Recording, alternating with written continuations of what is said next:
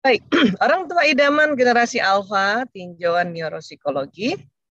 Jadi kalau kita soal generasi-generasi itu kan ada pengelompokan generasi ya. Itu rupanya ditentukan berdasarkan rentang tahun kelahiran dan hal ini dilakukan untuk lebih memahami bagaimana pengalaman seseorang dipengaruhi oleh perubahan teknologi sehingga membentuk cara melihat dan berinteraksi dengan dunia itu berbeda. Inilah kenapa ahli demografi membuat pengelompokan generasi-generasi ya. Dan sekarang di dunia ini walaupun ya kita istilahnya eranya digital, tapi generasi seperti saya generasi X masih ada, di atas saya generasi baby boomer masih ada ya. Jadi kalau baby boomer ini yang lahirnya range-nya antara tahun 1946 sampai 64 ini masih ada, suami saya masuk juga kategori ini. Bahkan di atas baby boomer juga masih ada ya walaupun tidak banyak lagi. Nah, inilah generasi saya lahir 68. Nah, Gen X ini dari 65 sampai 79. Kemudian, berikutnya ada namanya generasi Y, ya inilah tonggak milenial yang 80-an sampai 95. Ada Z atau Gen Z yang 96-2010. Nah, ini yang kita mau bicarakan generasi Alpha yang lahirnya 2011 sampai yang lahir sekarang, bahkan sampai yang tahun 2025 ya. Selebihnya generasi apa? Oh, sudah disiapkan oleh ahli demografi. Tenang aja. Nah, biasanya baby boomer punya anak di generasi ke Y biasanya. Ya.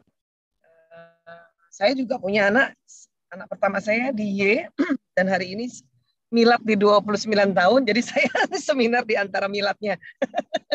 Dan generasi X banyak punya anak di Gen Z ya, dan yang Y sekarang punya anak di Alpha. Nah sekarang orang tua yang muda ini ya katakanlah yang Y, inilah sekarang yang sedang menyekolahkan anaknya di TK bahkan di SD ya, sampai kurang lebih umur kelas SD kelas 6 lah ini ya. Tapi yang SMP kan sudah Gen Z. Oke, jadi kita sepakat dulu ya. Bu Ririn generasi apa?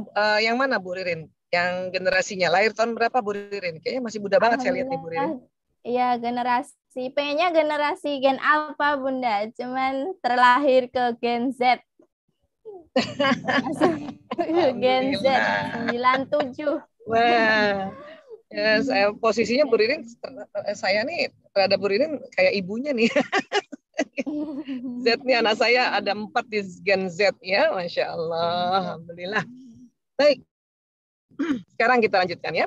Nah, jadi kan teknologi ini kan menyebabkan terjadinya perubahan besar dunia ya, karena sangat cepat ya. Jadi perkembangan zaman ini kita perlu tahu sedikitlah sejarahnya bahwa dengan adanya perkembangan zaman ini sebetulnya membuat itu tadi cara berpikir atau sebetulnya justru karena ya otak manusia yang Allah ciptakan setiap zaman itu ada perbedaannya maka menciptakan teknologi. Nah, itu kan sebetulnya ya saling keterkaitan ya. Jadi saya kalau ada orang menghina teknologi, saya malah agak-agak risih tuh. Kenapa menghina teknologi? Karena teknologi itu ciptaannya manusia dan manusia itu ciptaan Allah. Jadi hati-hati ya, kita pantang menghina teknologi. Tapi jadikanlah teknologi ini adalah karya dari otak kita nih manusia, terutama di generasi muda. Dan jadikan aja itu sesuatu media untuk kehidupan kita jauh lebih baik lagi, lebih baik lagi. Sepakat dulu itu. Oke? Sekarang tubuh manusia ya. Jadi kalau saya dari sisi kami dari medis ya, ini ternyata memang dipengaruhi oleh lingkungan saat dia di dalam rahim, saat dia lahir, masa kanak-kanak, masa remaja, serta dewasa. Ya. Kayak saya lahir mungkin bukan teknologi digital yang sampai sekarang ini, tapi karena saya masih hidup di era digital, maka saya perlu juga belajar sedikit-sedikit tentang teknologi digital. Walaupun tentu tidak semahir yang memang lahirnya di era sekarang. Oke? Tubuh ini dikoordinir oleh organ yang sering kita sebut otak atau brain ya. Ini gambaran dari human brain.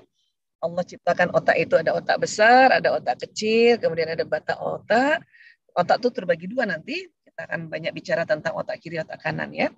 Di dalamnya ada sel otak seperti ini, ya, dan jumlahnya banyak sekali, 100 miliar. Para ahli mengatakan satu neuron bekerja seperti komputer yang tercanggih di zamannya. Allahu Akbar ya. Nah, kita berarti punya 100 miliar komputer. Ya. Itulah yang tadi saya bilang bahwa teknologi itu kan karya dari otak manusia dan otak ciptaan Allah. Rupanya Allah Ta'ala menciptakan sel-sel otak itu ya setiap era memang sama jumlahnya 100 miliar, tapi kecanggihannya berbeda. Saya saja seorang Aisyah Dahlan yang lahir tahun 68. Saya ini generasinya X ya.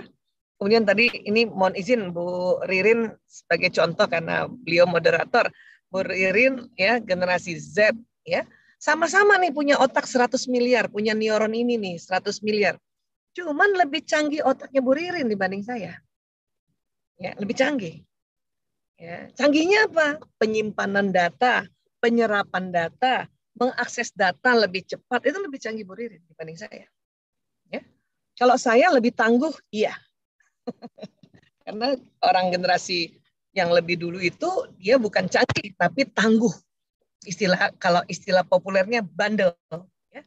Maka alat-alat elektronik, alat-alat apapun, bahkan mobil zaman dulu tuh lebih bandel, lebih tangguh dibanding yang produk-produk sekarang. Tapi lebih canggih yang sekarang. Ya.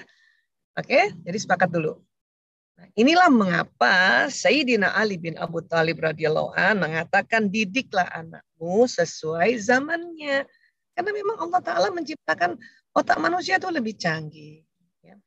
Untuk itu, kalau mau jadi orang tua idaman, ya, yang perlu kita perhatikan adalah stop untuk melabel buruk kepada generasi ini. Ya, hindari atau stoplah untuk mengatakan bahwa mereka generasi mecin, generasi rebahan, generasi followers, generasi apa macam-macam tuh, strawberry, generasi, waduh, ya. Galawers gitu. Itu stop deh, tolong. Kalau mau jadi orang tua idaman, simple kok, ya.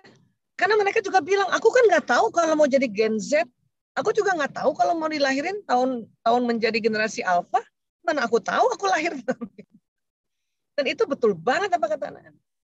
Mari kita label mereka sebagai generasi Qurani, generasi Rabbani, generasi ya sophisticated, generasi canggih.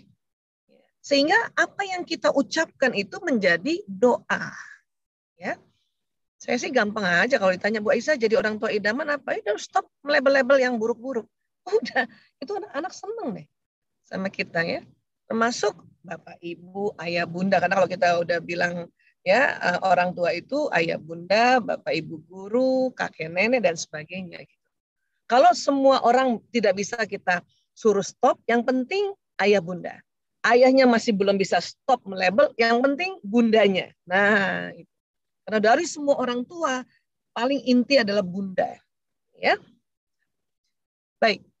Cara kerja neuron tadi, komputer tadi adalah terjadi sambungan-sambungan kabel. Maka ada istilahnya koneksi neuron di sinaps. Ya, nih, sinaps itu ini. Dan sambungannya itu ternyata tidak menyentuh secara fisik. Jadi nggak nempel secara fisiknya. Dia ada celah, di mana celah itu akan keluar zat kimia ini. Namanya neurotransmitter. Nah, zat kimia ini yang beda-beda nanti. Karena zat kimia ini ya keluarnya tergantung nutrisi, tergantung kondisi, dan emosi. Nah, namanya 3C. Ya, nutrisi, kondisi, emosi. Atau supaya gampang 2C aja lah. Ya, nutrisi dan emosi. Karena jenis neurotransmitter banyak sekali di otak. Ya, Allahu Akbar. Allah menciptakan jenis neurotransmitter lebih dari 100 jenis.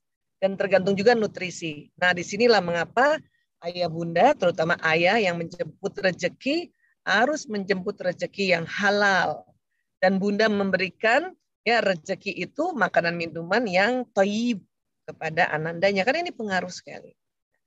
Anak-anak diajarin, dinasehati dengan kondisi dan emosi yang positif, maka jenis neurotransmitternya yang positif keluarnya. Tapi kalau anak-anak dikasih ajaran, dinasihati dengan kondisi dan emosi yang negatif, maka yang keluar jenisnya negatif.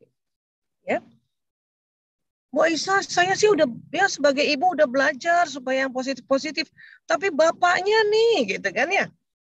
Ya nggak, ya bagaimana Bu? Bersyukur aja dulu ibunya yang sudah duluan, ya. Karena memang nggak semua ayah mau belajar. Maka kalau ada hari ini, ada ayah mau belajar ikut parenting, itu, waduh, Allahu Akbar, keren banget deh.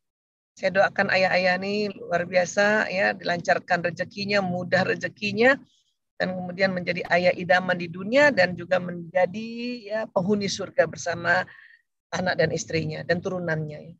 Saya doakan insya Allah nih, karena jarang-jarang ayah mau seminar. Nah, keluarnya neurotransmitter ini cepat sekali, bahkan dia terjadi peristiwa fisika istilahnya. Dalam bentuk listrik. Maka di otak tuh ada listriknya. Dia loncat-loncat.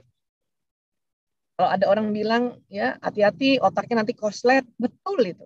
Karena memang ada listrik di otak. Ya, hati-hati nanti neuron-neuronnya terbakar. Betul itu. Karena memang bisa terbakar. Pada saat kita menghardik anak, memplototi dia, mencubit, atau memberikan, ya walaupun kita menganggap saya nasihatin, tapi keras dan kasar, maka ini terjadi loncatan listrik dan hangus listrik itu. Ya, kalau ditanya bisa nggak listrik ini atau neuron ini, sambungan ini baik kembali, nggak bisa. Nggak bisa Bunda, nggak bisa. Hanya bisa nanti dibetulkan lewat kabel yang baru. Hanya bisa itu. Ya, jadi tolong jangan ada lagi yang tanya ya, bisa nggak ya kabel listrik yang korslet dikembalikan jadi baik? Nggak bisa. Saya udah bilang dari awal nggak bisa. Ya, oke? Tapi nanti ada kabel-kabel lain. Kenapa? Karena begitu banyaknya kabel-kabel di otak kita. Satu neuron itu ada 20.000 kabel. Bayangkan 100 miliar itu kayak apa tuh? Banyak ya. Para ahli mengatakan kalaupun umur kita sampai 100 tahun, ya itu belum semua otak tersambung. Masya Allah. Ya, nah ini. Memangnya kalau tersambung-sambung jadi apa sih Bu Aisyah? Terbentuk memori, terbentuk ingatan. Nah, terkan ya kalau misalnya kita sedang menyambungkannya nasihat, maka memorinya nasihat. Kalau kita menyambungkannya misalnya tentang sharing, berbagi ilmu misalnya kayak sekarang, itu berarti di otak kita semua ini yang mendengarkan saat ini pas saya yang giliran bicara, itu tersambung memori ya knowledge kayak gitu. Kalau kita menghadapi sebuah peristiwa, kita lihat lewat mata, telinga, dan kita rasakan lewat badan, itu tersambung memori peristiwa. Ya. Nah, sambungan ini nggak cuma sekali sambungan, dia bisa berulang.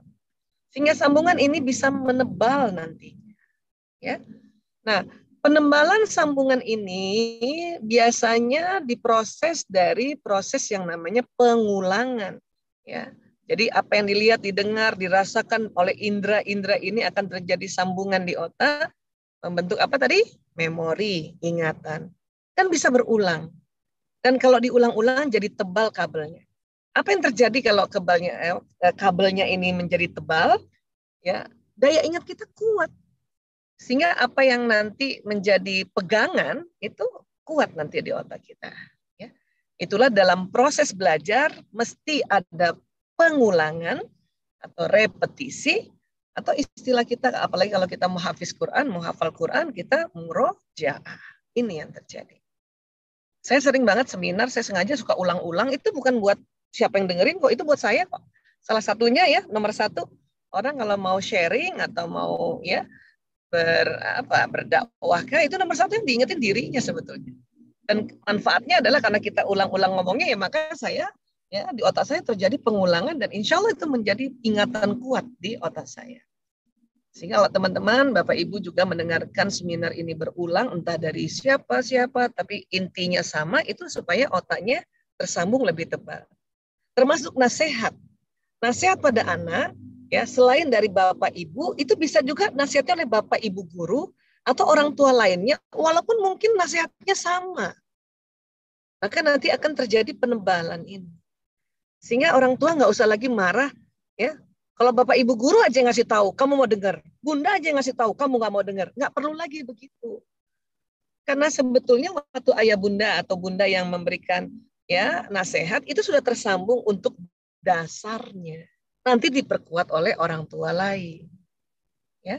Jadi nggak perlu iri. Saya senang banget kalau ada bapak ibu guru yang ngajarin anak saya atau tante-tantenya, omnya, pamannya, kakeknya, walaupun sama.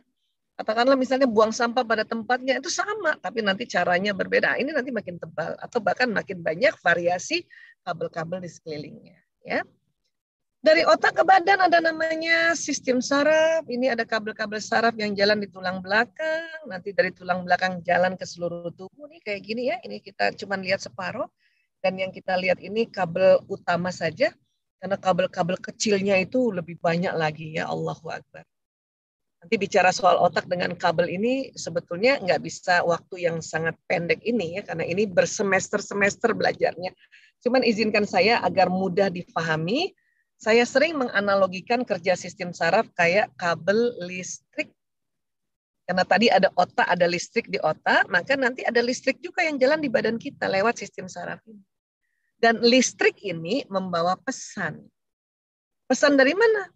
Pesan yang diucapkan, pesan yang dilihat, pesan yang didengar, pesan yang dihidup, pesan yang dikecap, pesan yang diterima oleh seluruh permukaan tubuh, pesan yang digerakkan oleh tangan, pesan digerakkan oleh kaki, dan tentunya pesan isi otak. Ya, itulah mengapa dalam proses pendidikan ini atau sharing-sharing kalau parenting, saya kenapa senang berbasis neuroparenting, karena kita walaupun bukan orang kesehatan harus tahu kerja tubuh kita. Sehingga nanti memudahkan, oh kalau saya ajarin masuknya di otak, tuh otak bagian mana? Oh otak bagian depan. Tapi ingat bahwa anak-anak ada watak bawaan, ada bakat bawaan. Itu di mana? Oh, posisinya di otak parietal sekitar sini. Dan harus tahu bahwa otak ada emosinya. Emosi itu di mana? Oh, di dalam. Ya. Sehingga nanti semua perpaduan interaksi isi otak itu yang nanti jalan ke sistem saraf membentuk perilaku, membentuk tingkah laku. Kalau isinya bagus, makanya nanti membentuk akhlak yang karim, ya, yang bagus. Oke. Sekarang menjadi orang tua idaman setelah tadi ya beberapa tips awal adalah stop untuk ya melabel, stop untuk melabel buruk, ya labellah yang baik-baik. Berikutnya tentu ya di dalam rahim seorang ibu sudah terbentuk pembinaan atau pembimbingan. Karena apa? Karena apa yang dimakan, diminum, diucapkan, dilihat, didengar, dan dilakukan ibu, pesannya masuk ke janin. Kalau apa yang dimakan, diminum, kita udah tahu selama ini ya, lewat mana? Plasenta. Ya. Ini lewat tali pusat, masuk ke ya pusernya bayi atau umbilikus. Sini juga si ayah yang mencari nafkah, ini dia makanan yang halal. Ibu yang mencarikan dirinya, lagi hamil, yang toyib. Ya. Jangan juga lagi hamil, makan nanas muda, makan durian, ya, satu truk. Mungkin halal, tapi nggak toyib itu. Janinnya mabok belum apa-apa ya. Dan ternyata apa yang diucapkan, dilihat, didengar, dan dilakukan ibu, itu masuk di otak anak ini. Lewat mana? Lewat sistem saraf. Ya, ini memang saya sengaja ambil gambar yang tidak penuh dengan saraf. Kalau ambil itu nanti nggak kelihatan janinnya ya. Tapi inilah bayangkan apa yang diucapkan, dilakukan oleh ibu tuh masuk. Ya, itu sering kita mana nih para ibu kan pernah nggak dengar kalau lagi hamil dinasehati oleh orang tua atau temen, lo jangan ngomong yang buruk-buruk gitu ya. Nah, malumlah ibu-ibu muda tuh, apalagi orang Betawi ngomongnya lo gue kan gitu kan, ya. Atau misalnya mertua kita nak, misalnya anaknya hamil atau mantunya hamil, terus mencela orang, ya, mencela tetangga, terus diingatkan, nak nggak boleh mencela nak, karena memang betul apa yang diucapkan, dilihat, didengar oleh ya si ibu itu jalan dan nanti kerekam ke otak anak. Padahal otak ini sudah terbentuk usia janin 4 minggu, bayangkan. Kalau jantung lebih duluan daripada otak, ya, oke. Untuk itu kita keluarga muslim dimintanya waktu hamil ya coba setiap hari baca Quran. Atau minimal setiap hari mendengarkan informasi kebaikan-kebaikan. Agar otak anak ini sudah terjadi koneksi, sambungan. Dalam rahim 10 bulan itu lama loh, Bu.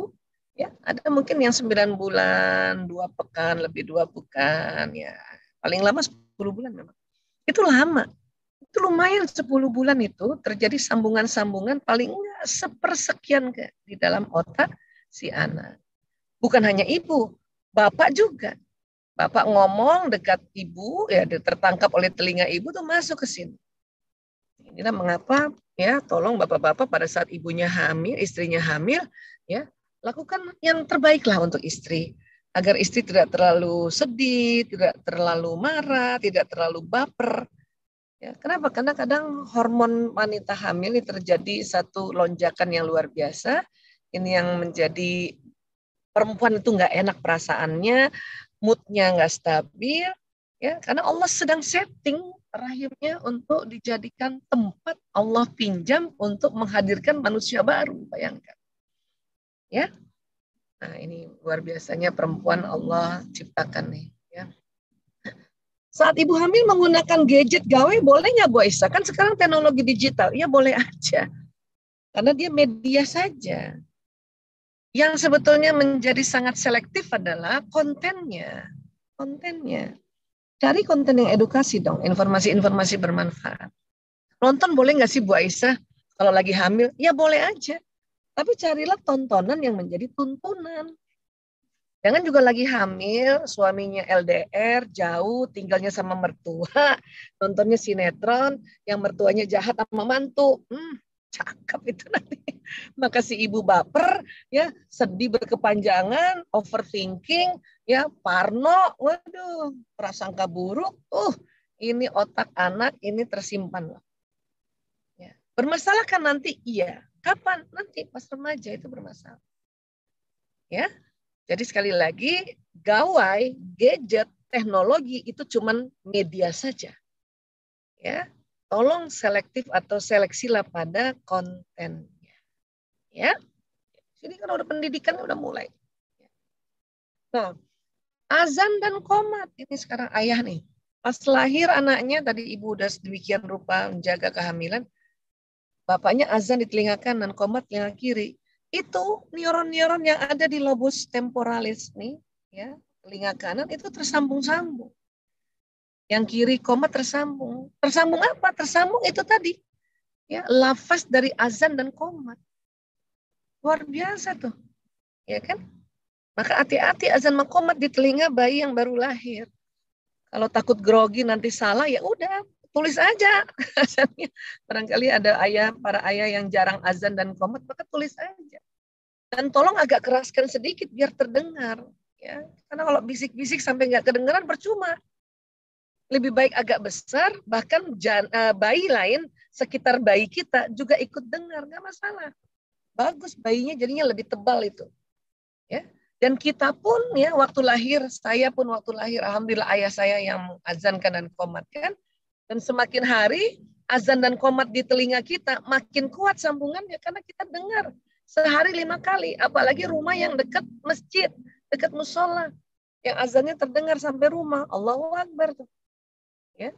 Untung sekarang yang rumahnya jauh dari masjid, televisinya ya putar televisi yang ada azannya. Cuman biasanya yang ada azannya cuma maghrib doang ya. Ya Allah. Tapi apapun itu, pada saat azan dan qomat ini terjadi sambungan di telinga sang bayi. Ya. Belum lagi nanti kita bicara tentang apa? Proses yang namanya akikah, proses penamaan. Karena nanti azan, akikah, khitan itu berkaitan dengan tarbiyah jinsiahnya pada anak kita. Ya. Di dalam otak ini ya, ini secara garis besar saya cerita ya. Jadi ilmuwan tuh dia mencari-cari dari 100 miliar itu ada nggak sel yang istilahnya ya disinyalir yang menjadikan orang bisa belajar dengan mengamati orang lain. Betul, para ilmuwan menemukan jenis neuron ini. Ya.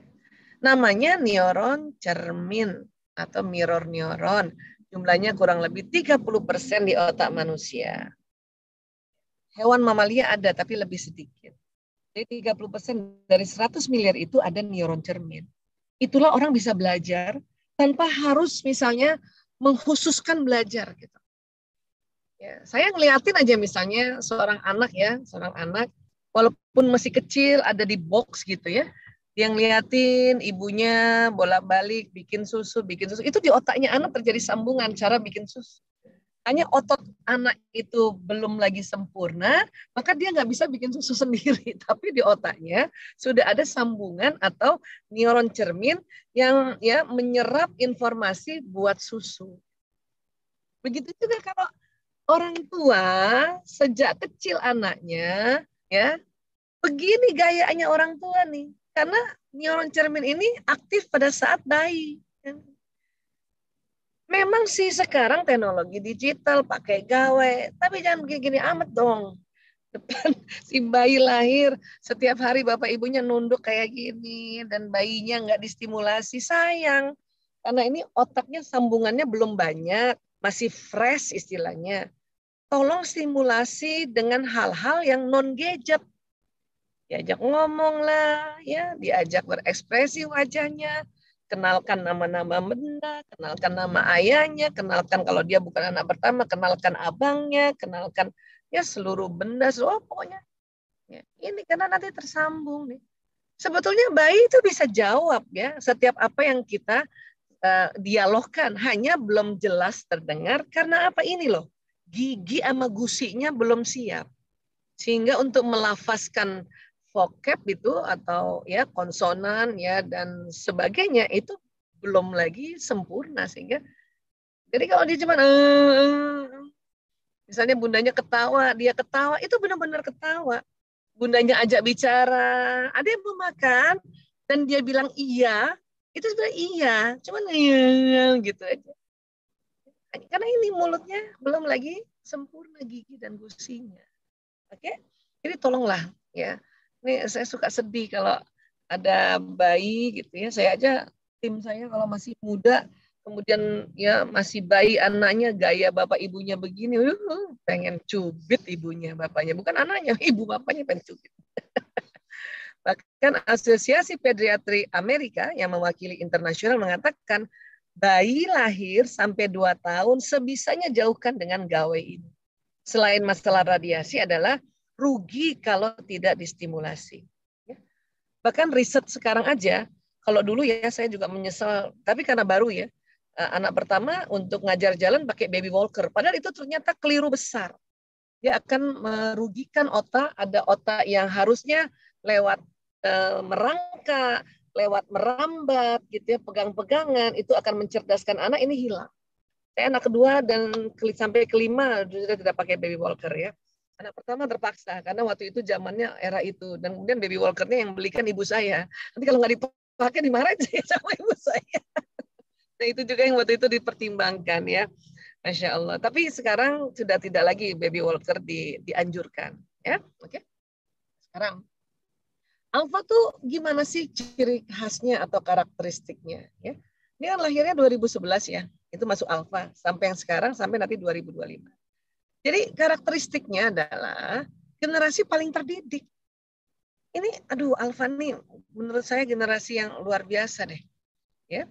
Kemudian apalagi jumlah saudara kandungan sedikit. Kalaupun ibunya niat misalnya mau punya anak lebih banyak kan, tapi sekarang masih sedikit kan, paling nggak ya 1 atau 2 bukan? Sehingga harusnya perhatian orang tuanya karena jumlah saudara atau anaknya masih sedikit, harusnya lebih banyak dong. Ya kan? Kalau generasi sebelum-sebelumnya kayak saya yang generasi X, saya bersaudara paling sedikit 5, paling sedikit. Ya. Pasti ada yang 7, ada yang 10. Ya, milenial juga mungkin begitu. Z, ya, saya punya anak 5 ya, generasi Z kan 5 juga, banyak juga ya. Tapi yang alfa kan, kalaupun memang mau punya anak banyak, nah, lahirnya baru 2011 masuk alfa, masih sedikit lah. Artinya baru 2 gitu. Walaupun kata ayah bundanya, saya mau 7. Ya, tapi sekarang kan baru 2. Gitu maksud saya ya. Nah, ketiga, mendapatkan fasilitas paling lengkap. Paling lengkap. Kenapa? Ya, banyak banget permainan dengan berbagai macam ragam. Masya Allah. Ya. Dan tentu mereka adalah digital native. Ya. Apa digital native ini? Lahir, ya, melek itu udah digital kanan kiri. Bahkan ya bidan atau dokter kandungan yang menolongnya udah pakai digital semua. Ngukur detak jantung DJJ namanya ya, detak jantung janin aja. Kalau zaman dulu itu pakai alat yang ditempelin di telinga. Sekarang pakai digital semuanya. Nancy ibu hamil mau melahirkan aja pakai tensi digital, udah nggak air raksa lagi, ya kan? Kalaupun air raksa dikombinasi pakai digital. Jadi lahir tuh kanan kirinya udah digital, bahkan di dalam rahim ibunya sudah digital. Ini alfa, ya. Bahkan waktu lahir barangkali bapaknya mengabadikannya, pakai digital semuanya. Jadi ini harus paham, ya. Jadi salah satu ciri generasi adalah digital native, yaitu melek digital sejak usia yang sangat dini. Mereka yang masih balita saja sudah akrab dengan layar smartphone. Ya. Hanya walaupun memang dia digital, ya tidak ya semerta-merta dia langsung juga dididik atau diasuh oleh digital ini. Orang masih ada bapak ibunya. Itulah makanya mengapa riset panjang dari Asosiasi Pediatrik Amerika mengatakan bahwa tolong dong ya please, sampai begitu dia ngomongnya dalam itu dia punya jurnal ya, jurnal aja ada kata please ya, tolong banget 0 sampai 2 tahun, selebihnya 30 menit. Tapi Bu Aisyah kan kemarin pandemi, jadi waktu PAUD usia dini 3 tahun anak-anak sudah belajar pakai digital barang 1 jam sampai ya 2 jam, itu gimana? Nah, kalau seperti itu, ya kita harus juga paham bahwa Allah Ta'ala itu ya, adalah Allah yang maha segalanya, maha dahsyat dalam proses penciptaan. Kenapa? Kalau dalam kondisi darurat, itu tentu ada mekanisme yang darurat juga Allah berikan. Jadi nggak usah juga terlalu takut-takut amat. Ya, kenapa? Karena otak manusia juga ada namanya kecerdasan beradaptasi. Inti parenting itu adalah ya tenang. Jadi orang tua tuh tenang. Ya, takut boleh, sedih boleh, tapi nggak pakai amat. Takut-takut amat, sedih-sedih amat gitu. Ya, karena nanti ada proses yang luar biasa Allah berikan pada tubuh manusia. Nah, ya Asosiasi Pediatri Amerika minta jauhkan gawe 0 hari sampai 2 tahun. Waduh, Bu Aisyah terlanjur nih. Anak saya nih 1 tahun udah saya kenanin gawe. Orang saya baru tahu sekarang. Ya nggak apa-apa, habis gimana lagi orang telanjur. Jadi nanti kalau Bunda punya anak lagi, insya Allah masih bisa kan? Ayolah, kan baru 2 ini. Ayo samain saya tuh 5. Enak loh punya anak banyak. Maka ya, the next-nya karena sudah belajar, tolong sekali apa yang nanti ayah bunda sudah dapatkan ya lewat sharing ya. Saya ini nggak ngajar, cuman sharing. Karena ini risetnya bukan saya yang riset ya. Diterapkan. Insya Allah anak kita jauh lebih aman lagi. Ya. Sekarang, ini pendidikan seksualitas gimana ya sama anak Bu Aisyah ya? Soalnya nih anak generasi alfa nih, kita tahu ya dia walaupun baru kelas 6 SD ya, tapi mereka udah nanya tentang dirinya, tentang akil balik dan sebagainya gitu kan. Pendidikan seksualitas pada anak dalam Islam inilah yang disebut fase tarbiyah jinsiyah. Sesuai perkembangan anak, ini perlu lagi kita tambahkan ilmu kita. Jadi inti tarbiyah jinsiyah itu sebetulnya mengenalkan adab dan batasan aura. Ya. Kalau orang bilang pendidikan seks, kok kayaknya tabu ya Bu Aisyah? Saya bilang apa tabunya? Seks itu sendiri bahasa Latin yang artinya jenis kelamin. Jadi kalau pendidikan seks adalah pendidikan untuk mengenal jenis kelamin. Laki-laki seperti apa, perempuan seperti apa gitu. Mulai dari otaknya, kulitnya, badannya itu juga namanya pendidikan seks. Jadi mulai dari ujung rambut sampai ujung kakinya laki-laki, ya itu namanya juga pendidikan seks, termasuk pendidikan otaknya laki-laki. Ya paham ya tentang seks ini? Oke? Jadi sepakat dulu, karena kalau nggak ada dalam ilmu tidak ada kesepakatan dari awal, nanti terlalu banyak ilmu yang harus di-sharingkan, malah jadinya terlalu bias, ya kan? Yang ini dulu, ya kita sepakati bahwa tarbiyah jinsiyah ini mengenalkan adab dan batasan aurat. tidak kecil memang diperkenalkan. Agar nanti pas waktunya ya aurat mereka jaga sesuai batasan-batasan yang Islam sudah atur, mereka neuronnya itu di otaknya sudah tebal. Ya. Sekarang 0 sampai 2 tahun ini masuk ke jinsiyah tarbiyahnya ya. Apa sih yang dilakukan? Bersyukur apapun jenis kelamin ananda kita. Karena kalau kita ya ngeyel pengen punya anak begini, saya sering dibilang ya Bu Aisyah kepengen anak perempuan ya, makanya anaknya 5. Enggak tuh, anak saya 5, memang 4 laki-laki dan terakhir perempuan. Bukan saya pengen perempuan makanya lahir laki-laki, bukan. Bapak mertua saya minta dari saya dengan anaknya itu yang namanya Priyanto Sismadi mau punya cucu 5. Makanya saya patuh 5. Dan permintaannya beliau adalah kalau bisa 5 tuh laki-laki semua. Alhamdulillah saya sih udah ngikut aja, udah patuh tuh 4 laki-laki semua. Ya. Dan yang memberi nama ada sumbangan nama dari kakeknya, makanya anak pertama saya namanya Mas Lanang, Lanang artinya laki-laki bahasa Jawa, kedua Priyo, ketiga Kakung, keempat Jalep. Ya, ini sumbangan dari yangkungnya nih, sudahlah niatannya maunya yangkungnya, niatannya, kemudian sekolahnya juga maunya yangkungnya. Ya. Nah, waktu anak keempat saya sudah patuh ya, ini kan patuh pada orang tua kan, apalagi orang tua suami. Ya, sudah patuh. Setelah anak keempat, ya, yangkungnya, ini cerita aja dikit ya, masalah banyak juga orang-orang tanya soal itu soalnya sama saya. Yangkungnya meninggal setelah Jaler lahir. Ya. Untungnya waktu meninggal nggak pesen-pesen bahwa nanti kamu anak 5 laki-laki lagi, nggak pesen gitu, mungkin dia lupa kali. Barulah saya ya Allah ya insya Allah nanti anak berikutnya apapun itu laki-laki atau perempuan ya insya Allah kami bersyukur menerimanya. Ya, rupanya dikasih perempuan alhamdulillah. Jadi nanti kalau ada yang nanya Bu Aisyah memang mau cari anak perempuan enggak juga pokoknya ngikutin 5 tadi ya. Jadi sekali lagi bersyukur apapun jenis kelamin ananda karena berpengaruh banget terhadap hormonal. Anak perempuan, janin sudah perempuan. Karena jenis kelamin itu di minggu ke-8 sudah terbentuk. Cuman memang kalau kelihatan di USG baru ya 7 bulan ke atas karena memang kecil jenis reproduksi itu, alat-alatnya. Tapi udah terbentuk sebetulnya. Dan hormonnya juga. Oke. Misalnya nih, udah 8 minggu, janin yang kita kandung ini laki-laki. Terus ibu-ibu karena ini anak ketiga yang laki-laki udah 2, terus ngomong sama keluarga sama sanak saudara teman-temannya doain ya supaya anak saya ini perempuan padahal udah laki nih. Itu bahaya pengaruh hormonal. Maka nanti hormon perempuan yang ada pada janin laki-laki itu terlalu banyak akhirnya. Ya.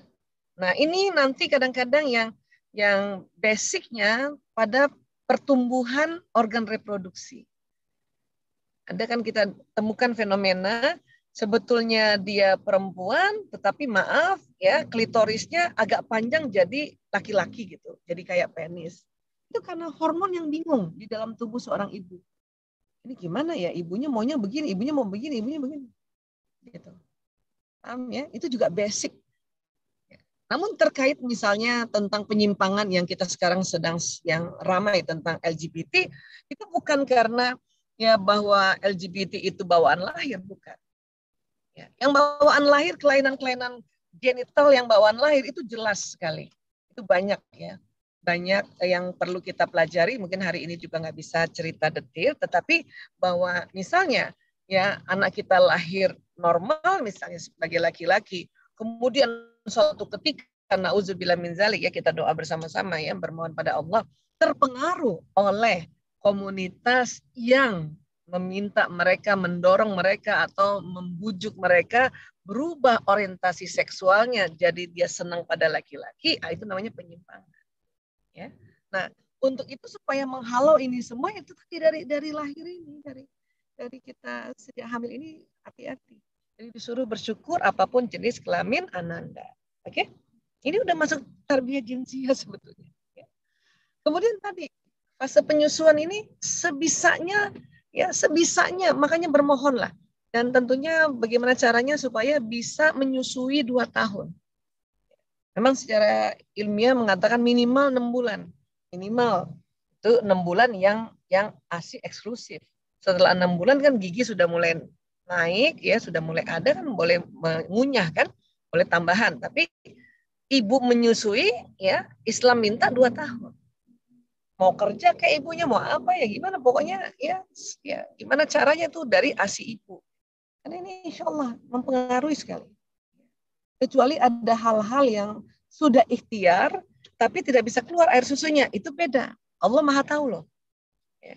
Jangan juga merasa ya, padahal sebetulnya air susunya banyak, kita dengan sengaja-sengaja emang air susu saya nggak keluar, itu hati-hati juga itu.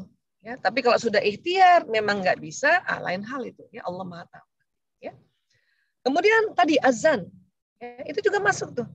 Ya, tarbiyah jinsiah. Maka azan tuh nggak boleh main-main. Para ayah mengazankan bayinya. Oke? Nanti yang sudah terlanjur, nanti saya juga lagi selalu edukasi anak-anak saya, karena anak saya tuh laki-laki 4. Ya, azan, hati-hati nak azan. Kalau kamu grogi, nggak biasa, udah pakai kepean nggak apa-apa. Kalau grogi, kadang-kadang grogi ya.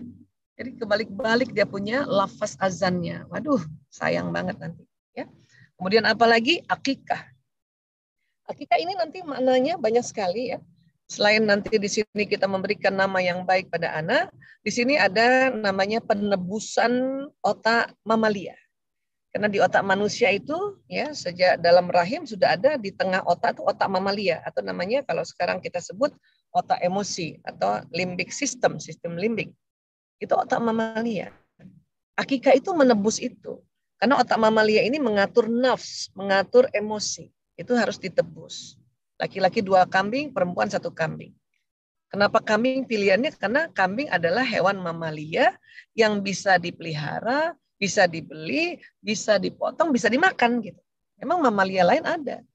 Laki-laki kenapa 2 kambing? Karena otak laki-laki lebih besar sedikit volumenya dibanding perempuan. Oke? Nah, ini akikah juga. Dan juga tentu khitan. Khitan. Ini juga nggak main-main terhadap khitan ya, dan banyak sekali sekarang karena temuan-temuan ilmiah khitan ini banyak sekali manfaatnya ya, walaupun memang akan ada sedikit pengorbanan gitu istilahnya ya untuk membujuk anak khitan ya, tetapi luar biasa manfaatnya.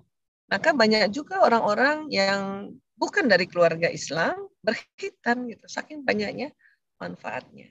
Oke, nah ini 0 sampai 2 tahun. Perhatikan ini baik-baik. Kemudian 2 sampai ya 3 tahun ya. 3 apa 5 sih tulisannya? 5 ya. Ini ketutupan soalnya. Ya, menanamkan keimanan dan kesabaran ini ya. Jadi di sini anak-anak kita ini walaupun kita merasa bahwa dia belum sekolah atau apa, tapi tanamkan bahwa Allah itu ada, Allah itu esa, Allah maha segalanya. Allah tanamkan, memang sudah tanamkan 2 sampai 5 tahun ini. Kesabaran ya. Paling gampang kesabaran itu tadi, anak-anak ini kan misalnya mau minum susu dengan cepat.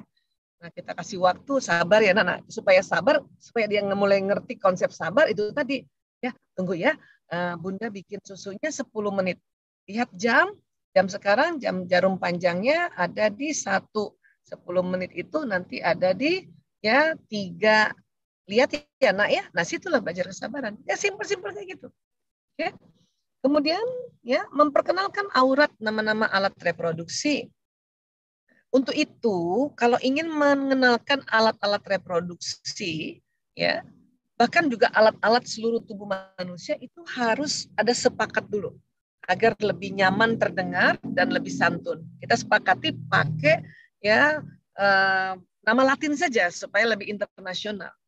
Contoh paling gampang misalnya anak-anak misalnya diperkenalkan ya organ kelaminnya yang laki-laki ya itu kita sebutnya ini penis.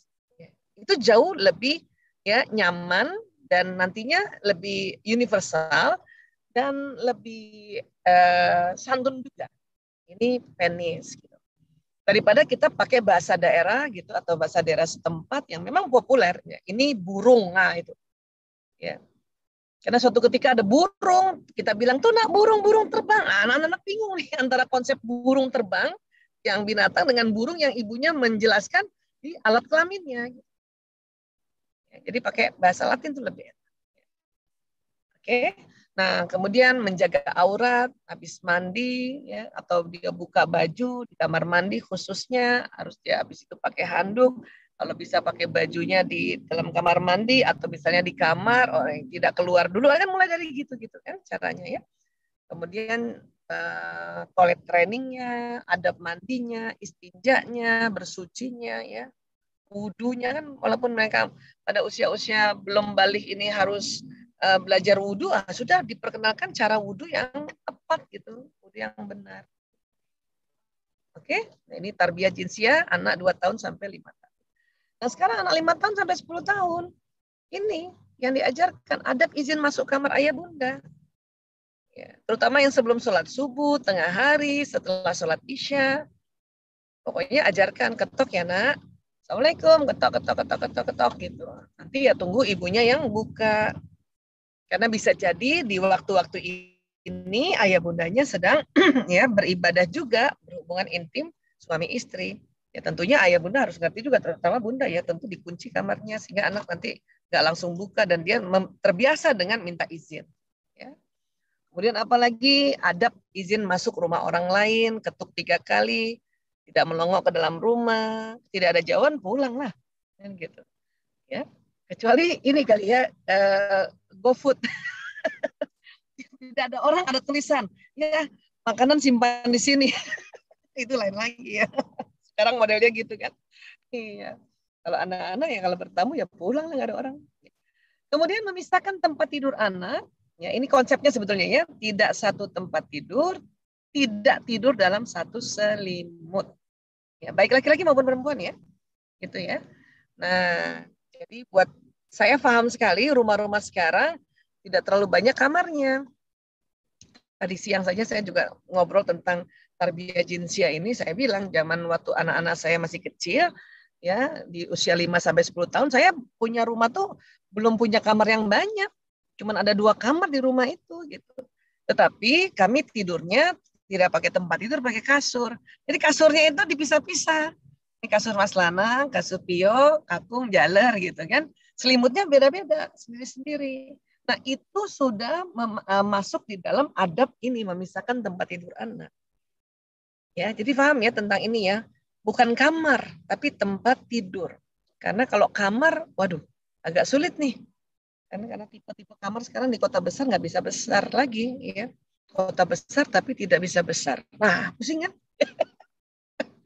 Kemudian memperjelas perbedaan antara anak laki-laki dan anak perempuan. Peran, hak, dan kewajibannya dalam Islam. Ini antara 5 sampai 10 tahun. Dan persiapan-persiapan untuk mereka nanti mau masuk balik.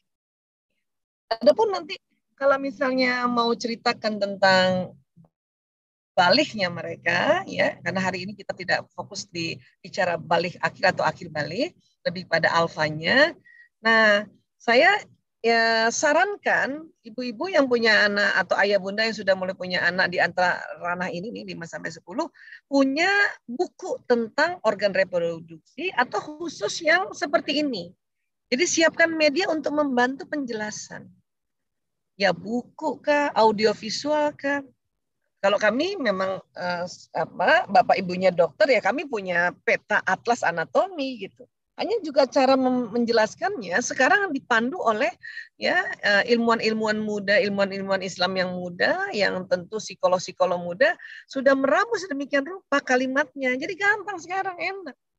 Dibanding waktu saya dulu ngajarin anak-anak saya, waduh ngomongnya apa ya? Dia tanya gini ngomong apa, dia tanya gini ngomong. Sekarang udah enak, alhamdulillah. Ini yang buat perempuan. Ya, ini yang buat laki-laki. Punya 2 ini aja, insya Allah ya Bunda sudah bisa jadi kayak sepertiga psikolog. Ya, mantap kan? Kemudian berikutnya ya kita masuk lagi ke masalah generasi alfa. Sadari bahwa memang sekarang teknologi era digital. Plus lagi adalah pandemi. Udah sadar aja lah. Kita nggak usah berantem dulu gara-gara teknologi ini. Bagus nggak ya? Boleh nggak ya? Nggak usah kayak gitu. Lama-lama nanti teknologi ini tidak membantu kita. Orang luar negeri itu anak-anaknya udah bisa nanti ya menggunakan teknologi ini untuk kemajuan yang dahsyat. Kita cuma berantem gara-gara ya boleh nggak sih? Boleh nggak sih kayak gitu. Dan memang untungnya juga pandemi sekarang di era digital. Kebayang nggak? Kalau misalnya kita pandemi, eranya bukan digital. Pandemi kan nggak hanya sekarang, ratusan tahun yang lalu pandemi. Saya nggak bayang-bayang gimana caranya ya mereka lockdown. Ngapain di kamar di rumah tuh, ngapain itu misalnya lockdownnya kayak kita 2 tahun. Atau mungkin pandemi zaman dulu karena memang pada patuh ya, jadi nggak sampai tahun-tahunan gitu. Paling paling 3 bulan gitu, sehingga ya tidak digital pun nggak masalah. Jadi apapun itu bersyukur saja dulu, oke?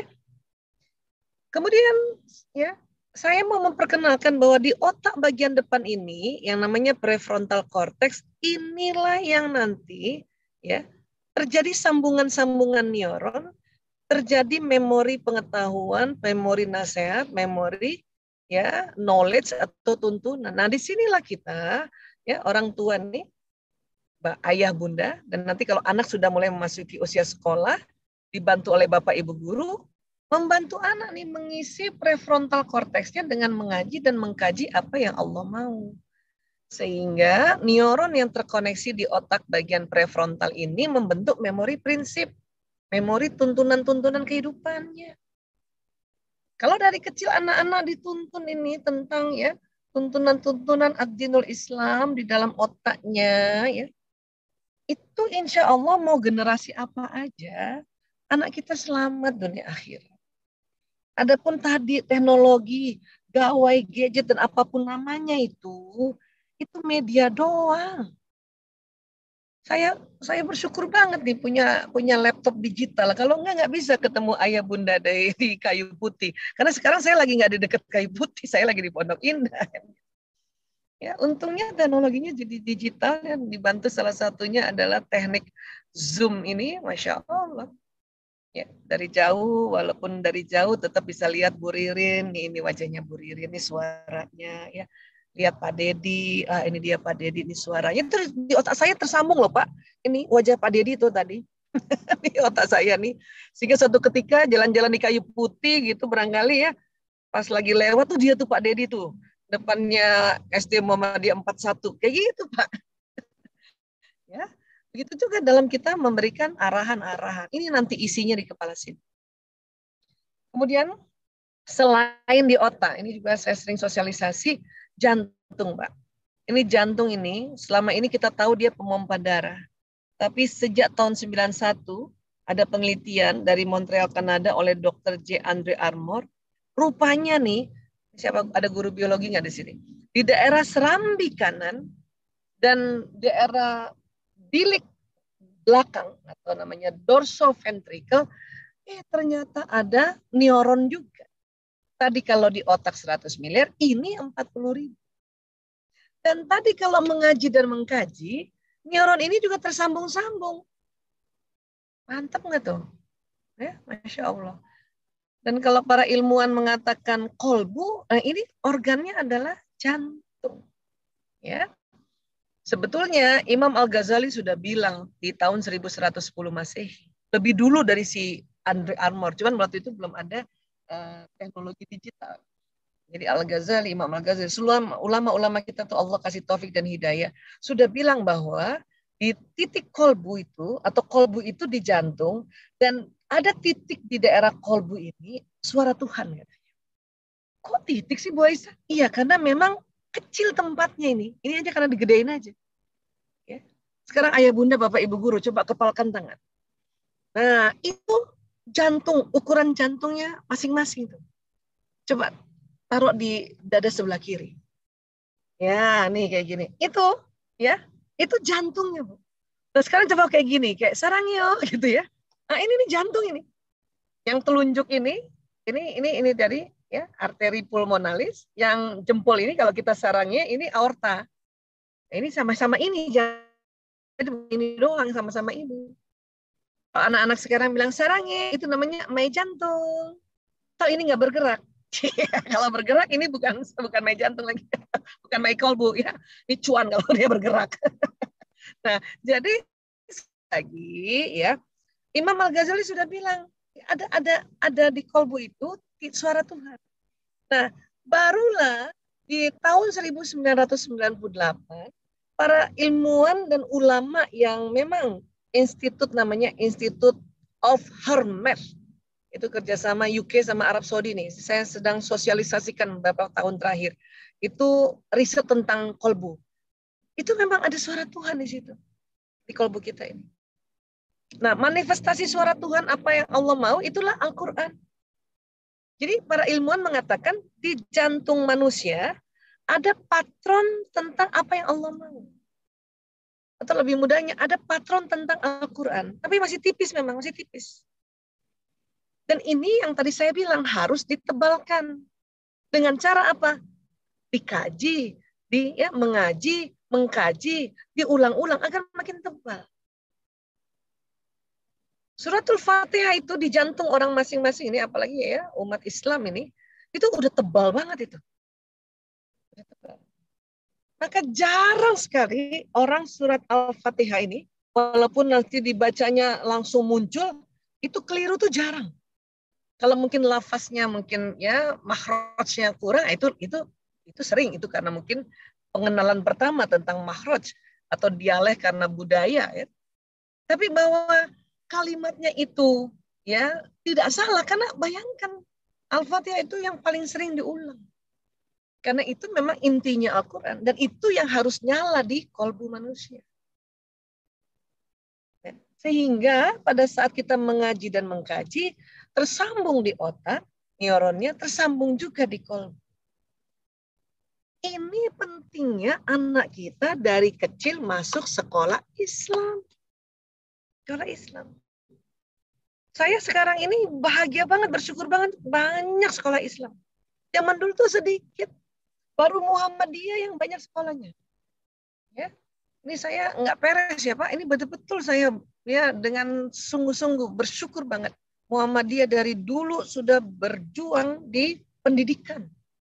Karena zaman waktu saya sekolah Al-Azhar itu baru sekolah Islam itu baru sedikit. Al-Azhar dan Muhammadiyah. Al-Azhar aja baru satu waktu itu sekolah saya. Muhammadiyah udah berapa waktu itu? Luar biasa. Maka pada saat sekarang, era sekarang, di mana setiap daerah atau setiap wilayah ada sekolah Islamnya, masuklah di situ. Masuklah di situ. Hanya memang Muhammadiyah itu yang lebih duluan soalnya. Ya. Dan alhamdulillah saya dengar ya semua sekolah Muhammadiyah mengupgrade knowledge, kemampuan, attitude guru-gurunya. Itu berita luar biasa. Karena bukan apa-apa ini nih. Kalau dari kecil anak-anak tidak diperkenalkan mengaji dan mengkaji, dia kemasukan apa bukan kemasukan jin ya, tapi ilmu lain gitu ya. Ya kapitalisme kah, liberalisme kah, komunisme, hati-hati. Ya, patron Al-Qur'an di sini ketutup nanti dengan ilmu-ilmu yang seperti tadi saya sebutkan. Ya. Nauzubillah min dzalik. Dan bahkan kolbu ini bisa ngomong sama otak. Bisa ngomong sama otak. Ya. Karena otak ini suka iseng. Karena ada apa? Pengaruh emosi. Otak ini suka analisa iseng. Mungkin sudah diajarkan kita jujur. Ya, kalau ulangan jujur gitu. Tapi karena ada takut, khawatir nilainya buruk, dia belum belajar sempurna, maka otak emosi bilang nyontek aja. Nah, kolbu karena nggak ada emosi, dan tentu kalau dia diisi benar dari kecil ya, kolbu bilang, ya, Allah maha melihat, guru nggak ngelihat. Nah, kolbu tuh ngomong sama kita, ya, harus jujur, ayo jujur, dan gitu. Kalau kita dari kecil memperkenalkan prinsip-prinsip ya Islam, gitu. Itu namanya suara kolbu, ya. Udah gedean sedikit nih, udah besar sedikit, apalagi yang berdagang. Ya, otak suka iseng karena mau cepet kaya, ya, sombong pula, takabur misalnya. Dia bilang ya, kurangi timbangan. Cuman kalau dari kecil udah belajar bahwa yang namanya ya berdagang itu timbangannya harus pas, kalau perlu dilebihkan, jantung udah ada itu. Kolbu udah ada, makanya kolbu ngomong, hati-hati, Allah maha lihat. Akhirnya nggak jadi, walaupun ada kepengen awalnya, gara-gara si emosi. Ini otak emosi nih bikin iseng emang. Ya, jadi bersyukurlah kalau dari kecil diri kita, atau bahkan mungkin kita agak terlanjur lah ya, mungkin waktu kecilnya belum ada sekolah Islam, Muhammadiyah belum ada juga di daerah kita, dekat rumah kita. terpaksa masuk ya sekolah umum yang mungkin mempelajari tanpa sadar belajar ekonominya kapitalis, maka ya dimaklumi lah emak-emaknya. Nah, tapi anak kita jangan lagi dibuat kayak gitu. Sayang soalnya, ya. Nah, dan kemudian ajarkan ilmu ya ini sesuai ya dengan kondisi pengetahuan anak dan apa yang mereka sukai. Ini Rasulullah yang minta. Rasulullah Shallallahu Alaihi Wasallam bersabda, katakanlah kepada manusia sesuai dengan apa yang mereka sukai dan ketahui, serta tinggalkanlah apa yang tidak mereka ketahui dan tidak mereka sukai. Sekarang yang mereka sukai dan ketahui adalah apa? Karena generasinya teknologi digital, ya sudah pakailah medianya digital. Rasulullah khawatir kalau kita paksa dengan apa yang kita pakai zaman dulu, yang mereka tidak ketahui dan tidak mereka suka, ini kekhawatiran Rasulullah. Apakah kamu ingin Allah dan Rasulnya didustakan? Nauzubillah min zalik. Khawatirnya kalau kita maksa pakai cara dulu, belajar ngaji harus dicambuk, disabat. Tuh. Begitu. Ya udah, Allahu Akbar. Nanti mereka akan nggak mau belajar Islam. Mereka akan bilang, aduh susah ya belajar Islam, aduh, atau kita mengajarkan supaya anak-anak hafiz Quran ini juga memang harus sesuai yang dia sukai dan ketahui.